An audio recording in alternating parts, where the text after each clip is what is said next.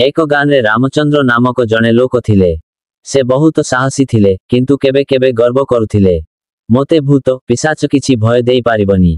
गोटे रातिर घटना, से गाँव फेरुथिले। चांदर किरण माटी को पड़ीथिला, किंतु चारिपटे नीरवता।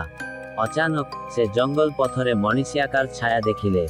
रामचंद्र हसी कहिले, एहा मोर भ्रम। किंतु छायाटी धीरे धीरे तांको अनुसरण करिबाकू लागिला। हठात पछरु ठंडा पवन बहिगला। रामचंद्रंको शरीर कापी उठिला।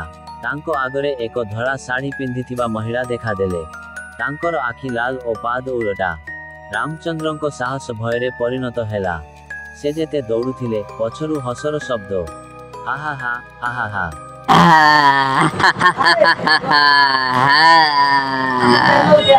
शेषरे से गाँ को पहुँचिले, किंतु सारा जीवन पाई से रातिरे जंगल पथ को एड़ाइले।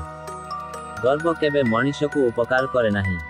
भूत पिशाच अछंतु किंबा नथांतु, रातिरे अजଣା पथरे सावधान रहिबा दरकार।